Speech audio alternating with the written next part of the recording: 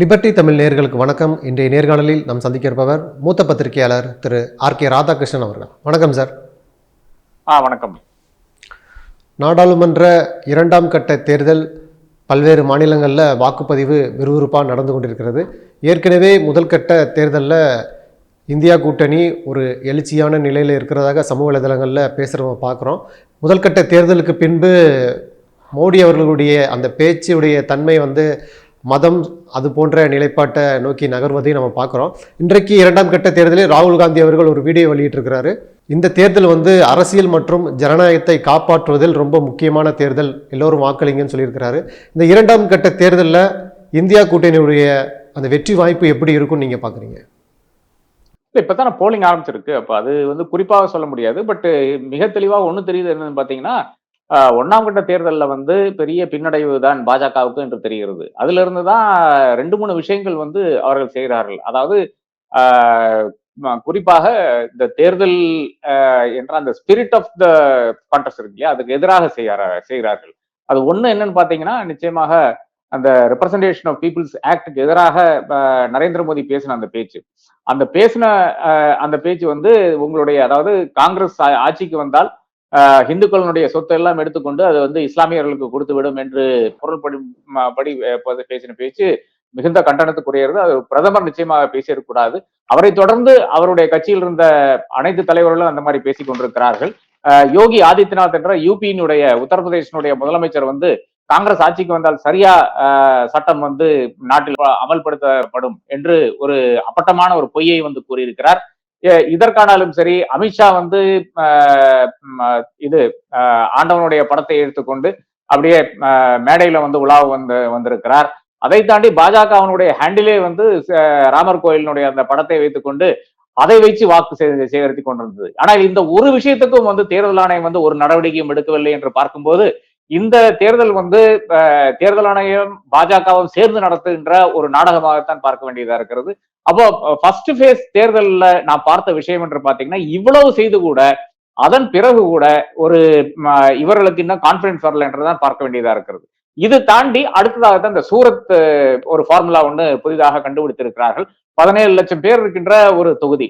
அந்த தொகுதியில வேற ஏறத்தாழ ஒரு 100கணக்கான நபர்களை செட்டப் பண்ண வேண்டியதா இருக்கிறது. அதாவது போலீஸ் மட்டத்திலையும் சரி, ரெவென்யூ மட்டத்திலையும் சரி, இந்த தேர்தல் ஆணையத்தினுடைய மட்டத்திலும் சரி, இவர்கள் எல்லாம் செட்டப் பண்ணாதான் இந்த அளவுக்கான ஒரு அயோக்கியத்தனத்தை செய்ய முடியும். அயோக்கியத்தனம் என்னவென்று பாத்தீங்கன்னா, காங்கிரஸினுடைய 2 கேண்டிடேட்ஸ் டிஸ்குவாலிஃபை பண்றாங்க. ஒரு ஒரிஜினல் கேண்டிடேட்டும் ஒரு டூப்ளிகேட் கேண்டிடேட், அதாவது டம்மி கேண்டிடேட், 2 பேரும் டிஸ்குவாலிஃபை பண்றாங்க. அதுல என்ன ஆகுதுன்னு பாத்தீங்கன்னா, அதுல காங்கிரஸ் கேண்டிடேட்டுக்கு, முக்கியமான கேண்டிடேட்டுக்கு, அதாவது ஃபர்ஸ்ட் கேண்டிடேட்டுக்கு கையெழுத்து போட்ட நபர்கள் என்ன கூறுகிறார்கள்னா, எங்களுடைய கையெழுத்து ஃபார்ஜரி அப்படின்னு கூறுகிறார்கள். அது கூறுறது யாரும் வேற ஏதோ, அதாவது சூரத்துல எங்கேயோ கிடக்கிற ஒரு நபர் ஒன்றும் கிடையாது, வழியில நடந்து போன ஒரு நபர் எல்லாம் கிடையாது. இவருடைய காங்கிரஸ் கேண்டிடேட்டினுடைய அவருடைய அந்த ரிலேட்டிவ்ஸ் தான் கையெழுத்து போட்டிருக்காங்க.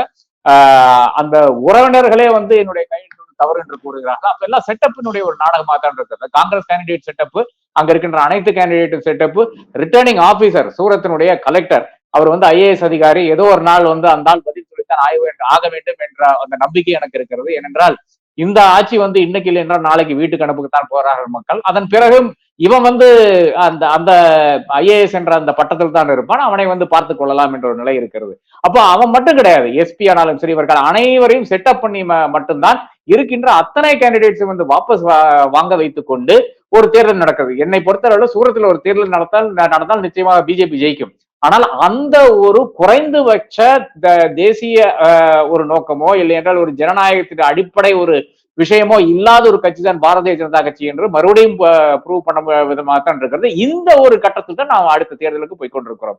இதை மக்கள் பார்த்து கொண்டிருக்கிறார்கள். ஏன்னா மக்கள் ஒரு ஃபர்ஸ்ட் நரேந்திர மோடி அதிகாரத்துக்கு வந்த அந்த சமயத்திலே எதற்காக அவர்கள் நரேந்திர மோடியை கொண்டு வந்தார்கள், என்னை போன்றவர்கள் கூட அதை விரும்பினார்கள் என்று பாத்தீங்கன்னா வேற ஒன்றும் கிடையாது. ஊழல் நிறைந்த ஒரு ஆட்சி, செயல்படாது இருந்த ஒரு ஆட்சி, செயல்தரனற்ற ஒரு ஆட்சி. அந்த ஆட்சியை மன்மோகன் சிங்கினுடைய அந்த லாஸ்ட் ஒரு 3 இயர்ஸ் ஏறத்தாழ அவர் பேரலிசிஸ் படுத்த ஒரு மனிதன் மாதிரி அவர் செயல்பட்டு கொண்டிருந்தார். அப்ப அவரை அகற்றி கொண்டு நமக்கு ஒரு இந்தியாவுக்கான ஒரு டைனமிக் ஆட்சியை கொண்டு வர வேண்டும் என்ற அந்த கருத்தோடு தான், அந்த நோக்கத்தோடு தான் என்னை போன்றவர்கள் கூட நரேந்திர மோடி சப்போர்ட் பண்ணி கூட ட்வீட் எல்லாம் போட்டிருக்கேன், நிறைய பேசியிருக்கேன், நிறைய ட்வீட்டும் போட்டிருக்கேன். அந்த டைம்ல அப்கோர்ஸ் யூடியூப் சேனல் எல்லாம் கிடையாது. அப்படி கொண்டு வந்த ஒரு ஆட்சியினுடைய விளைவாக மக்களுக்கு ஓரளவுக்கு அரசியல் தெரிகின்ற மக்களாக இருக்கிறார்கள், ஊழல் என்ன என்று தெரிகின்ற மக்களாக இருக்கிறார்கள். அதே ஊழல் இன்னொரு விதமாக இங்க வந்து நரேந்திர மோடியினுடைய ஃப்ரெண்ட்ஸுக்கும் ஃபேமிலியும் கிடையாது, பாக்கி இருக்கின்ற நபர்களுக்கும் அமித்ஷாவினுடைய குடும்பத்துக்கும் வந்து ஒரு ஏதோ சொத்து சேர்க்கின்ற ஒரு விதமாக இருக்கின்ற ஒரு விஷயமாக மாறிக்கொண்டிருக்கின்றது. தேஜஸ்வி சூரியனுடைய அந்த தாக்கல் செய்த அந்த அபிடவிட் பாருங்க, அவருடைய காசு எந்த அளவுக்கு அதிகரித்திருக்கின்றது. அதே மாதிரிதான் பாக்கி இருக்கிற இப்ப அதானியில் இருந்து அம்பானியில் இருந்து அனைவருடைய சொத்துக்களும் வந்து எல்லாமே போர்ட் ஏர்போர்ட் எல்லாமே ஒருத்தருக்கு கொடுத்துட வேண்டியது, ஏர்லைன் எல்லாம் இன்னொருத்தருக்கு கொடுத்துட வேண்டியது, அதே மாதிரி இந்த நெட்வொர்க்கு, இந்த நம்மளுடைய போன் சர்வீஸ் எல்லாம் அலைவரிசை எல்லாம் ஒருத்தருக்கு கொடுத்துட வேண்டியது, இந்த மாதிரி ஒரு 3-4 செல்வந்தர்களுக்கெல்லாம் இருக்க வேண்டும் என்ற அடிப்படையில் வந்து கரப்ஷன் நடந்து கொண்டிருக்கிறது. அது எலக்ட்ரல் பாண்ட்ஸ் மூலியமாக நாம் பார்த்து கொண்டிருந்தோம். அப்ப மக்கள் இதை பார்த்து கொண்டுதான் இருக்கிறார்கள். அப்ப மக்கள் இதற்கு இன்னைக்கு ஒரு பதில் அளிக்க போகிறார்கள் 88 சீட்ல என்று நான் கருதுகிறேன். இந்த இரண்டாம் கட்ட தேர்தலில் கர்நாடகா ஒரு முக்கியமான மாநிலமாக பார்க்கப்படுது. ஏற்கனவே பாஜக இதற்கு முன்பு பெற்ற வெற்றியைப் போலவே அங்கு பெறணும்னு நினைக்கிறாங்க. ஆனால் இந்த முறை அது சாத்தியம் இல்லைன்னு அந்த கள நிலவரம் இருக்குன்னு சொல்லப்படுது. காலையிலிருந்தே இளைஞர்கள் கர்நாடகாவில் வாக்களிக்கிறது நம்ம பார்க்குறோம். பிரகாஷ்ராஜ் அவர்கள் வாக்களித்து விட்டு ஒரு வீடியோ வெளியிட்டிருக்கிறாரு. வெறுப்புக்கு எதிராக நான் வாக்களிச்சிருக்கிறேன், அது போன்ற கருத்துக்களை சொல்லியிருக்கிறாரு. இந்த முறை கர்நாடகாலையும் சரி பாஜகவுக்கு ஒரு பின்னடைவாக இருக்குன்னு பார்க்கலாமா? நிச்சயமா பின்னடைவாகத்தான் இருக்கும். அதனாலதான் அந்த emergency exit nepo baby Tejasvi Surya என்ன பண்ணான்னு பாத்தீங்கன்னா, இன்னைக்கு அவன் வந்து இப்ப நான் வந்து அனைவரும் வந்து குளிச்ச பிறகு போய் ஒரு தீபத்தை ஏற்றி வைத்துக் கொண்டு ஆண்டவனுக்கு பிரார்த்தனை செய்துதான் வெளியே போல சொல்லுவோம். இது நம்மளுடைய வாடிக்கையான விஷயமா இருக்கிறது. இவன் அங்க ஒரு ஸ்டுடியோ வந்து செட்டப் பண்ணியிருக்கான்னு பாருங்களேன். இவன் வந்து ஏஎன்ஐ கேமராமேனை அங்க அழைத்து வந்து இவன் வந்து அங்க பூஜை பண்றத வந்து அதை வந்து படமா எடுத்துக்கொண்டு ஏஎன்ஐ வந்து அதை ஒரு பிரசுரம் பண்ணுது, அதை வந்து ட்வீட் போடுது, அதை வந்து பெரிய ஒரு நியூஸாக வந்து வெளியே கொண்டு வருது. அப்ப ஏன் சௌமியா ரெட்டியுடைய வீட்டுல போய் நிக்கலான்னு கேக்குறேன். அப்ப ஏஎன்ஐயை பொறுத்தவரை ஏஎன்ஐ வந்து பிஜே கட்சியினுடைய பாரதிய ஜனதா கட்சியினுடைய ஒரு தூணாகத்தான் பயன்பட்டு கொண்டிருக்கிறது. இதுவரை வந்து ஒரு ஒளிபெருக்கியாக பயன்பட்டு கொண்டிருக்கிறது. இது முற்றிலும் தேர்தல் விதிகளுக்கு மாறாக நடக்கின்ற விஷயமா இருக்கிறது. லெவல் பிளேயிங் ஃபீல்டு என்று பார்க்கும்போது நிச்சயமாக அந்த லெவல் பிளேயிங் ஃபீல்ட்ல அந்த இப்ப ஒரு கேண்டிடேட்டுக்கு வந்து இந்த ஒத்தாசை பண்ணும்போது இன்னொரு கேண்டிடேட்டுக்கு ஏன் பண்ணலான்னு கேட்கிறேன். இன்னொரு கேண்டிடேட் அந்த இடத்துல இருக்காங்க இல்லையா, அந்த கேண்டிடேட்டுக்கு ஏன் பண்ணலான்னு கேட்கிறேன். அப்ப இது வாக்காளர்களை வந்து இந்து வாக்காளர்களை வந்து கவரக்கூடிய ஒரு செயலா இருக்கிறது. இதற்கும் தேர்தல் ஆணையத்திலிருந்து ஒரு எதிர்வினையும் கிடையாது. அப்ப தேர்தல் ஆணையத்தை பொறுத்தவரை பாஜக என்ன ஒரு அடாவடித்தனத்தை இந்த தேர்தலில் செய்தாலும் இனி வந்து பூத் கேப்சரிங் நடத்தினாலும் நாங்க கண்டுகொள்ள மாட்டோம் என்ற அளவில் தான் அவர்கள் வந்து செயல்பட்டு கொண்டிருக்கிறார்கள். இந்த நரேந்திர மோடிக்கு எதிராக நரேந்திர மோடி வந்து முஸ்லிம் மக்களுக்கு எதிரான அந்த பேசின பிறகு நரேந்திர மோடிக்கு இன்னும் நோட்டீஸ் போகவில்லை. பிஜேபிக்கு தான் நோட்டீஸ் போயிருக்கு, நட்டாவுக்கு தான் நோட்டீஸ் போயிருக்கு. அதுலயும் நரேந்திர மோடி என்று பெயர் குறிப்பிடுவதற்கு அவ்வளவு பயம் இவனுக்கு. இவனுங்கெல்லாம் எதற்கு தேர்தல் ஆணையத்தில் இருக்கான்னு எனக்கு புரிய மாட்டேங்குது. தேர்தல் ஆணையம் என்பது ஒரு இண்டிபெண்டன்ட் பாடியா இருக்க வேண்டும். ஒருத்தர் வந்து மிக தெளிவாக வந்து ஒரு ரிலிஜனுக்கு எதிராக வந்து பேசியிருக்கிறார். அந்த நபரை வந்து 1951 பீப்புள்ஸ் ரெப்ரசன்டேஷன் ஆக்ட் பிரகாரம் வந்து அவர்கள் வந்து மேல ஆக்ஷன் எடுக்க வேண்டும். இந்த மாதிரி ஒரு முறைத்தான் பால் தாக்கரே வந்து 1986 பேசினது தான் 6 வருடம் வந்து அவருக்கு வந்து தடை விதித்த தேர்தல் ஆணையமா இருக்கிறது. அப்ப அந்த தேர்தல் ஆணையம் தான் இன்னைக்கும் இருக்கிறதா என்ற சந்தேகம் இருக்கிறது. அப்ப எங்க பார்த்தாலும் எப்படி பார்த்தாலும் வந்து இது ஏறத்தாழ வந்து எல்லாருமே சேர்ந்து கொண்டு தேர்தல் ஆணையமானாலும் சரி, இங்க இருக்கின்ற மீடியா ஆனாலும் சரி, இவர்கள் எல்லாம் சேர்ந்து கொண்டிருந்த நடக்கின்ற நாடகம், மக்களுக்கு எதிராக நடத்துகின்ற ஒரு நாடகம். இந்த நாடகத்திற்கு எதிராகத்தான் இப்ப சாதாரண மக்கள், பிரகாஷ் ராஜ் என்பது யார்? ஒரு இண்டிவிஜுவல், ஒரு அப்கோர்ஸ் நடிகர், அப்கோர்ஸ் ஒரு இண்டிவிஜுவல். அந்த இண்டிவிஜுவல் என்ன சொல்றாருன்னு பாத்தீங்கன்னா, நான் ஹேட்டுக்கு எதிராக வாக்களித்தேன், நான் வெறுப்புக்கு எதிராக வாக்களித்தேன். அதே மாதிரி தான் பல நபர்கள் வந்து நான் இந்த மாதிரியான மத அரசியலுக்கு எதிராக நான் வாக்களித்தேன் என்றெல்லாம் குறிப்பினை போடுகிறார்கள். இதெல்லாம் வந்து பாஜகவினர் வந்து எரிந்து விழுந்து கொண்டிருக்கிறார்கள். அப்ப அவங்களுக்கு தெரியும், அதாவது நான் வந்து ஹேட்டுக்கு எதிராக வாக்களித்தேன்னு சொன்னா அது பாஜக எதிரான வாக்கு அவர்களுக்கு தெரிகிறது. அதனாலதான் எரிஞ்சு விடுகிறார்கள். அதனாலதான் இந்த அளவுக்கான ஒரு தேர்தல் என்பது இது பீப்புள் வெர்சஸ் பாஜக என்ற அந்த தேர்தல் அந்த ஒரு அர்த்தத்திற்கான இது கர்நாடகத்திலையும் அரங்கேறி கொண்டிருக்கிறது என்றுதான் நம்மால் பார்க்க முடிகிறது.